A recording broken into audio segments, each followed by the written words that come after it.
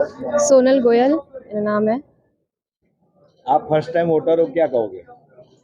Vote देके काफ़ी अच्छा लगा, ये जान के कि मेरा वोट अब काउंट होगा। और मैं जिसको सिलेक्ट करूँगी, मैं चाहूँगी कि वही आए पावर में, ताकि जो मेरे कंसर्न्स है वो देखें। अच्छा लगा ये जान के कि मैं अब डिसाइड कर सकती हूँ कि कौन गवर्न करेगा हमें। ઓબ્વિયસલી એ પ્રાઉડ મોમેન્ટ છે અમારા માટે કે હવે અમારો વોટ બી કાઉન્ટ થાય છે. અમારા જે વિચારો છે એના પર ફોકસ થશે. આજે અત્યારે યુવાઓની જે પ્રોબ્લેમ છે એ બધાનું સોલ્યુશન આવે એ રીતે અમે લોકોએ ધ્યાનમાં લઈને વોટ આપ્યો છે, અમારો મત આપ્યો છે. એ અમારા માટે પ્રાઉડ મોમેન્ટ છે કે હવે અમારો વોટ બી કાઉન્ટ થશે, અમારા રીતે સરકાર આવશે. એ ખુશીની વાત છે અમારા માટે.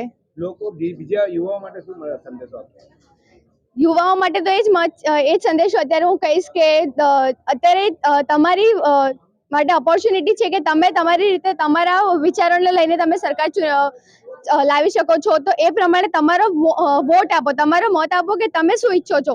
એ પ્રમાણે તમે વોટિંગ કરી શકો છો. તો એ ઓપોર્ચ્યુનિટી તમે ગુમાવશો નહીં. એના પર કાયમ વોટ આપો, તમારો મત ઇમ્પોર્ટન્ટ છે.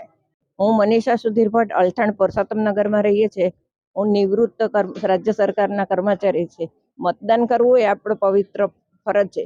જો આપણે ફરજ ચૂકશું તો આપણને હક નહીં મળે. તમે મતદાન કરો, કોઈને માટે પણ કરો, અહીંયા આવો અને તમારો પવિત્ર કિંમતી મત આપો. એ લોકોની ખોટી વિચારસરણી છે કે આપણા મતથી શું થવાનું છે, પણ એક એક મતની કિંમત હોય છે. એ જે સરકારમાં બેઠેલા છે તે જ જાણે છે કે મતદાન કેટલું કિંમતી છે. તો તમે શું કામ ઘરમાં બેસી રહ્યો છો? પોતાના કામ માટે તો તમે બહાર નીકળતા જ હો છો. તો આ તમારો હક અને ફરજ બંને તમે પોતે પસંદગી કરીને આપો તો વધારે સારું રહેશે. મતદાન કરવું કેટલું જરૂરી છે? કયા મુદ્દાઓ સાથે લોકોની અપેક્ષાઓ પૂરી છે?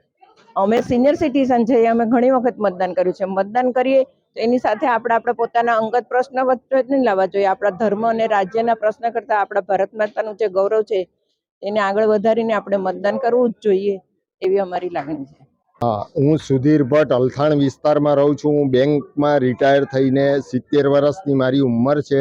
અહીંયા મતદાન કરવા માટે ખૂબ ઉત્સાહી હતા. અમે સવારથી પ્લાનિંગ કરતા હતા કે કેવી રીતે જવું.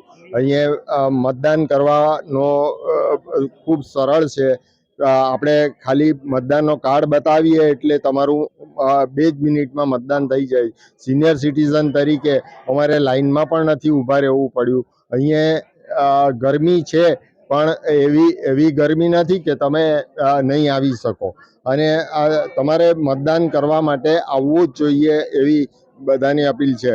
અત્યારે એવું દેખાઈ રહ્યું છે કે જે ફર્સ્ટ ટાઈમ વોટર્સ છે તેનો ઉત્સાહ વધારે છે. ચેનલ મારફત જાણવા મળ્યું કે અત્યારે મતદાન ખૂબ ઓછું થઈ રહ્યું છે. તો આ આગામી કલાકોમાં મતદાનની ટકાવારી વધે તે માટે હું સૌને અપીલ કરું છું. અને જરૂરથી તમારા નજીકના મતદાન મથકે ત્યાં તમારે જવાનું છે, ત્યાં જલ્દીથી પહોંચીને તમારું મતદાન કરવું જોઈએ.